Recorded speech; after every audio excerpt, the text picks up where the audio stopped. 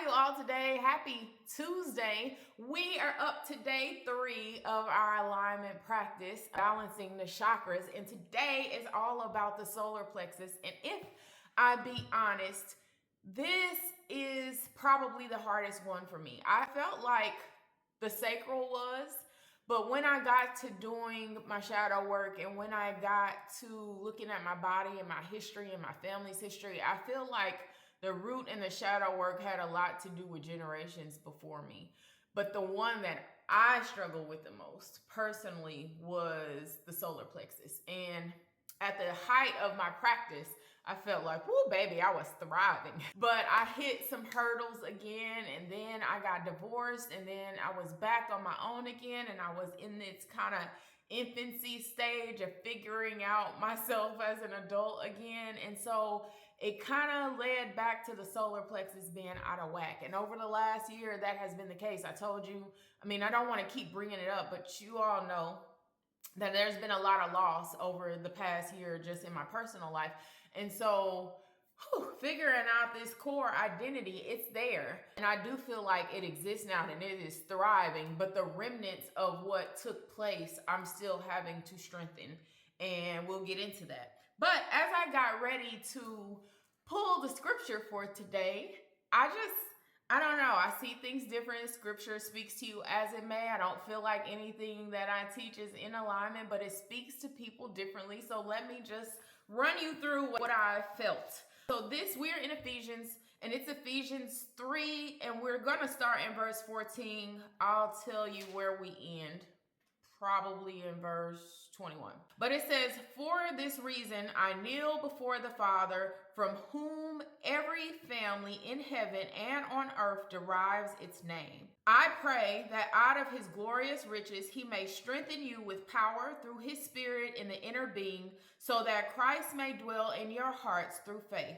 And I pray that you, being rooted and established in love, may have power together with all the Lord's holy people to grasp how wide and how long and how deep is the love of Christ, and to know this love that surpasses knowledge, that you may be filled to the measure of all the fullness of God." I actually think we can stop there.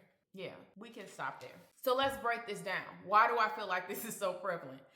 "For this reason, I kneel before the Father." This practice is stretching. It is simply stretching, and to kneel is a stretch, okay? So we're bowing down in honor and reverence to something that is higher than us. We understand that there is something bigger than us out there, from whom every family in heaven and on earth derives its name. That is the root and the sacral. We as people are formed from dirt. The root is red, primarily to me, because we were formed from red clay. Where we would have been birthed was formed from red clay. And it says, and derives its name, from whom every family in heaven and on earth derives its name. So that's the root, how we were formed, but also the sacral, the art and identity of every single one of us. He is the potter, right? And we were created in his like and image. We were created as a piece of art. That is recognition to the sacral, that birth itself, life itself formed there, the ground that we came from, and the artistic nature that we talked about yesterday that comes from the sacral. I pray that out of his glorious riches he may strengthen you with power through his Spirit in your inner being. Power and inner being is what we're going to talk about today. The solar plexus is your core identity. It is your core foundation. It is your core sense of values. It is the core. And all three work together. But right now, today, we're going to focus on the solar plexus. "So that Christ may dwell in your hearts." From there, we move up to our heart. "So that Christ may dwell in your hearts through faith. And I pray that you, being rooted and established in love," that root, that's core foundation. I told you the heart starts to break middle ground. So we are rooted and established in love. That's the heart.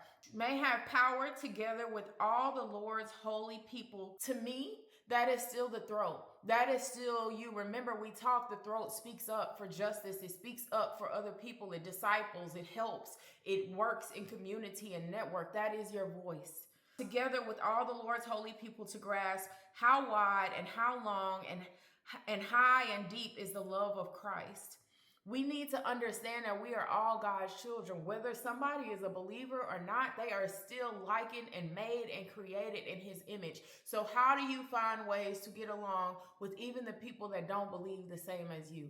Here we are. And to know this love that surpasses knowledge, third eye, spiritual knowledge, spiritual wisdom, that you may be filled to the measure of all the fullness of God, the crown. Remember, as we go through this practice, we are breathing up. We are breathing all of it up and out so that we grow, so that we mature in our spiritual walk. And whether you call that Buddha, whether you call that Allah, whether you call that Jesus, Yeshua, God, I care, but my core foundation is to care that we can operate in unity and love. Yeah, that was deep to me. So as we get into this solar plexus, this is the one that I struggle with the most, primarily because of the way that the Bible was taught to me, primarily because of the controlling nature of my mother. And I'm not saying that in a negative way. She may disagree, but I do feel like there was a lot of control, and I did not really have the opportunity to truly explore me freely. It was a lot of people pleasing. It was a lot of me playing along to get along and just dumbing myself down in order to be in the presence of other people, when I've always had a strong spirit, a strong nature, a strong group of women around me. All the women in my family are strong natured, right? And so when we look at the solar plexus, there is a balancing act here. Because not only are you trying to figure out the core, not only are you trying to figure out the self, not only are you trying to figure out your identity, you're trying to balance it with the ego. And so there was a part of me that was always quiet. The core nature of me as a little girl, I was quiet. I was very, very quiet. I was very calm. I was very observant. I just watch people and I sit back. But as I got older, I recognized that I had a voice and I didn't really fully know how to use it. And a lot of times, even now, I'm learning how to use it, because sometimes I would use it in the right way, but it would be offensive to other people, and I never understood why. Because I am a truthful person. I am sometimes too honest, and I realized that people didn't like that. So I had to balance it with the ego, because like I said, those women in my family, as I got older, I'm like, whoo, I got some strong forces in my family, and I am a strong force of nature that a lot of times I didn't want to overstep. I didn't want to overexert myself. At work, I felt like just stay low and quiet and you'll get the job done. I was a person who would ask all the right questions in all the wrong ways. So people ended up offended because I just asked questions. I'm like, it's okay to be curious. But whenever I asked a question, it always came across offensive, or people were caught off guard that I would ask it. And they didn't know what to do, and I didn't know what to do, because I didn't ask it in a mean or hateful or contentious manner. And they were thrown off that I would have the audacity to ask some of the questions that I asked, even in church. And so it's still been a balancing act lately, because knowing who I am, even in the church setting, I know who I am. Again, I told y'all, I'm comfortable in who I am. And so balancing that with people that have opinions, and balancing that with people that don't know how to hide their opinions, or don't know how to ask the right questions to get to the heart of who you are, it's juggling. And so when you look at the solar plexus, you are figuring out who you are. So as we go into the meditation practice, I am not going to give you my I am statement, because I could tell you I am bold, I am confident. That may not be who you are. Now, and I feel the need to say this, but you'd be surprised. We don't want I am statements that says I am weak. We don't want I am statements that says I am negative. I hate that I have to say that, but that's not what we want. If that's where you are, that's another part of the ego that we're trying to overcome. Remember, there are extremes to the ego. I suffered with imposter syndrome for a very long time, and it's still something that I have to work to overcome, but I'm much better at it now. much better. But we don't want to go to the other end of the extreme where we're just so present that we don't even know how to see other people or meet the room and the energy in the room where it is. We overexert ourselves. We're overly confident, trying to overcompensate. The ego is a very big balance here.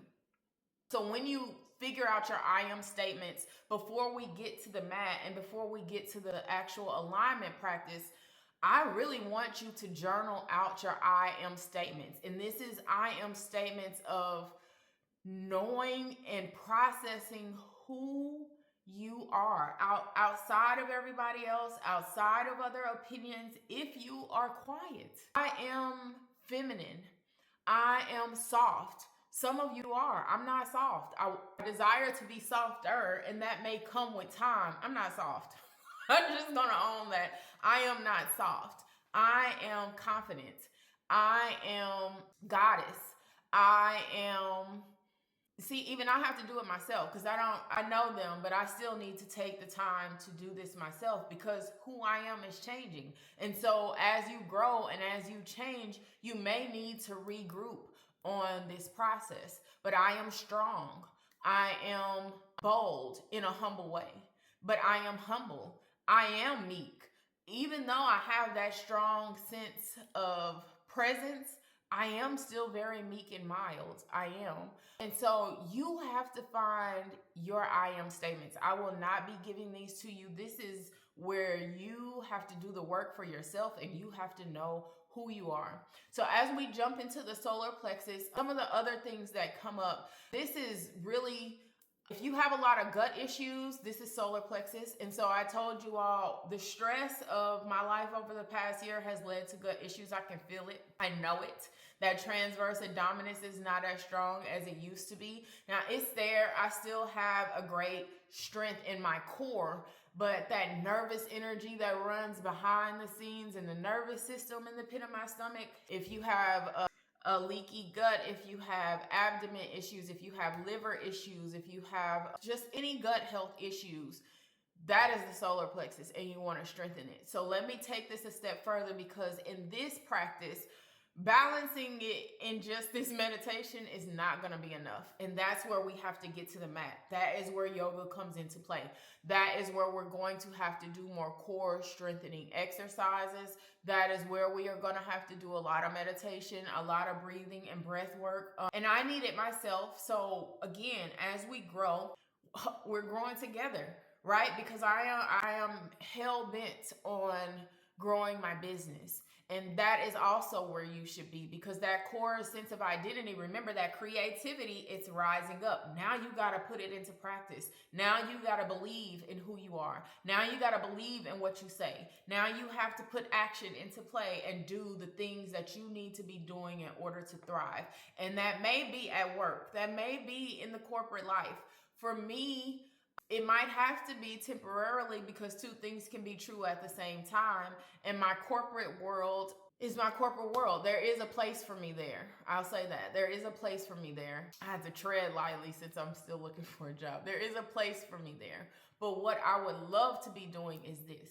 What I would love to be doing is empowering you all full time and myself included so that we can live at our highest thriving selves. But what is yours? Because people pleasing and having the cars and having the money and having all the things, that still may not be you. Again, when I look at me, baby, I want to be on somebody's beach. I want to be sipping tea every morning. I want to be meditating somewhere. I do not want to be in the hustle but I want to be somebody's bohemian girl. Let me tell you. But that's not right now. But all things work to the good and he gives the desires of your heart. And over time, I believe with all my heart that will come. And so what are your desires? Because this takes putting them into place.